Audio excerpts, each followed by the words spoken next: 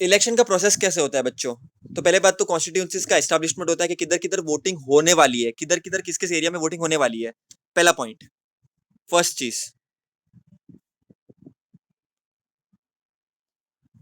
Second, voter list बनाना। उसके बाद candidates कौन से हैं उनको नॉमिनेट करना। और कैंडिडेट की स्क्रूटिनी, मतलब कितना एलिजिबल है, वो कर सकता है कि नहीं कर सकता है, वो सब। फिर वो पार्टी का इलेक्शन कैंपेन पूरा करना। फिर वोटिंग होगी। फिर वोटिंग की काउंटिंग होगी, फिर रिजल्ट आएगा। और उसके बाद रिजल्ट में कुछ गलती नहीं हुई है, चीटिंग नहीं हुई, वो सब देखना। और लास्ट में रिजल्ट को डिक्लेयर करना। तो ये हो गया। पूरा प्रमोशन करना।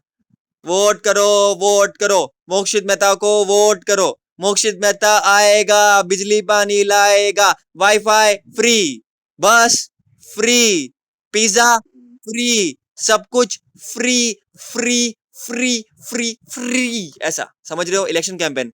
धर्म जाति हम हटाएंगे, दोस्ती लाएंगे, लड़का लड़की पार्क में बैठ पाएंगे, दोनों एक दूसरे से बात कर पाएंगे। तो ये सब चीजें मैं अपने कैंपेन में रखूंगा। तुम जो चाहे कर सकते हो, लॉ एंड ऑर्डर। मस्ती कर रहा हूँ। तो ये सब चीजें बच्चों, क्लियर है? ये बहुत इंपॉर्टेंट है ये। अगर ऐसे तो कोई क्वेश्चन पेपर नहीं बना सकते जहाँ पर ये क्वेश्चन नहीं आया। अब कोई बच्चे लोग क्या करते हैं मैं बताता हूँ। प्रोसेस है ना ये, तो स्टेप बाय स्टेप होता है। बच्चा क्या लगता है? एस्टेब्लिशमेंट ऑफ कॉन्स्टिट्यूंसी, फिर वोटिंग, फिर आता है वोटर लिस्ट बनाना। वोटिंग वोटिंग कर लेता है पहले, फिर वोटिंग लिस्ट बनाता है, मतलब पहले ये कर लेता है फिर ये बनाता है। तो रॉन्ग हो जाएगा। समझ रहा है? तो लाइन बाय लाइन जाना चाहिए। चलो, कौन एक्सप्लेन करेगा मेरे को? कौन एक्सप्लेन करेगा ये वाला प्रोसेस ऑफ इलेक्शन? कौन एक्सप्लेन करेगा? कर।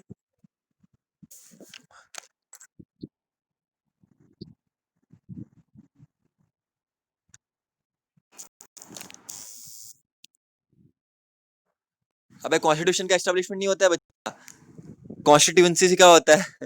मतलब वो जगह, एरिया जहां पर इलेक्शन होगा, particular.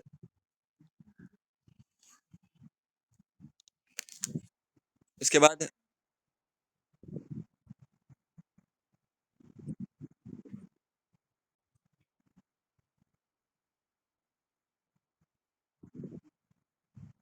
Scrutiny of the nomination. हाँ,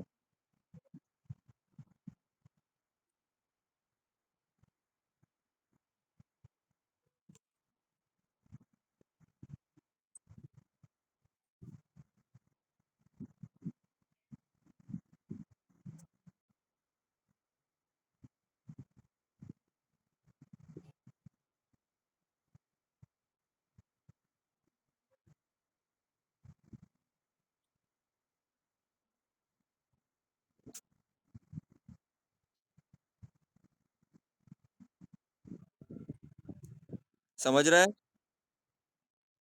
हाँ। तो अभी रिस्ट्रक्चरिंग ऑफ कॉन्स्टिट्यूंसी मतलब क्या होता है, नेक्स्ट पार्ट। सबको क्लियर है बच्चा, प्रोसेस कैसे होता है ये? रिस्ट्रक्चरिंग ऑफ कॉन्स्टिट्यूंसी मतलब क्या, देखो तुमको बताता हूँ। अपने टोटल लोकसभा में 543 मेंबर्स है टोटल। 543 मेंबर्स है। कितने मेंबर्स है टोटल? 5। अब इस मेंबर्स को आप इलेक्ट कैसे करते हो?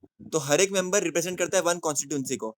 मतलब वहां पर वो अपना अपने उम्मीदवार वो खड़ा हो सकता है उस पर्टिकुलर एरिया में, उस पर्टिकुलर कॉन्स्टिट्यूंसी में। अब कॉन्स्टिट्यूंसी को क्रिएट करने का राइट किसके पास है? अगेन इलेक्शन कमीशन के पास। Delimitation commission of election commission, मतलब जो वो वाला कमीशन जो ये क्रिएट कर सकता है। ठीक है, क्लियर है? अब इलेक्शन कमीशन को बहुत यहाँ पर सावधानी बरतनी पड़ेगी। कोई प्रेशर क्रिएट किया है तो अब उन्होंने, कोई पॉलिटिकल पार्टी ने दबाव डाला तो उनके हिसाब से करेगा, तो ऐसा नहीं होगा। जैसे इलेक्शन कमीशन चाहेगी वो वैसे होगा। क्लियर है? क्लियर है बच्चा? ये 3.1 है, इसको लिख लो 3.1। बच्चा 3.1। हाँ पूरा पैराग्राफ 3.1। हाँ पूरा पैराग्राफ 3.1। 3.1। ठीक है, 3.1 वेरी इंपॉर्टेंट है, वेरी इंपॉर्टेंट आंसर। उसके बाद नेक्स्ट इज अरे वाह, मोक्ष आ गया। मेरे करण अर्जुन आ गए, क्या बात है। बच्चा, कोड ऑफ कंडक्ट क्या होता है? मैंने तुमको पहले भी एक्सप्लेन किया कोड ऑफ कंडक्ट क्या होता है। बोलो क्या होता है कोड ऑफ कंडक्ट, कौन बताएगा?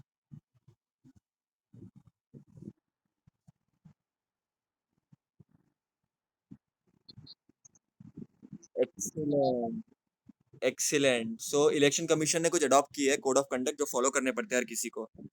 इलेक्शन कमीशन के पास पूरी की पूरी पावर है कि कोई भी अगर माल प्रैक्टिसेस, गलत प्रैक्टिसेस हो रही है तो उसको रोके, उसके ऊपर एक्शन ले, और हो सके तो वो पार्टी का टिकट काट दे। टिकट काटना मतलब समझते हो? टिकट काटना मतलब समझते हो? टिकट काटना मतलब समझते हो? टिकट काटना। हाँ, तो पॉलिटिकल पार्टी का काट सकते हैं इलेक्शन कमीशन। ठीक है, क्लियर है? तो काटने का हाथ किसके पास है? इलेक्शन कमीशन का।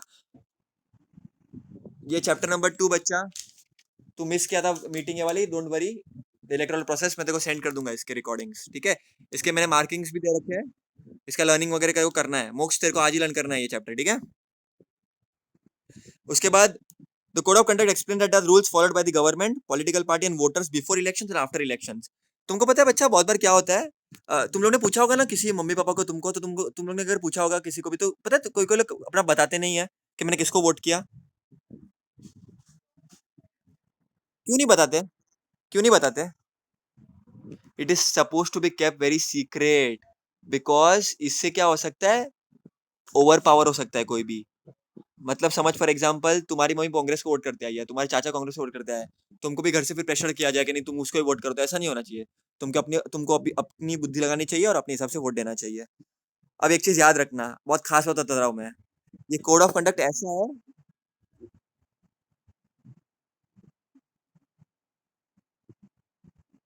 तो वही तो बोल रहा हूँ, बोलने का नहीं ना किसको वोट किया, कैसे वोट किया।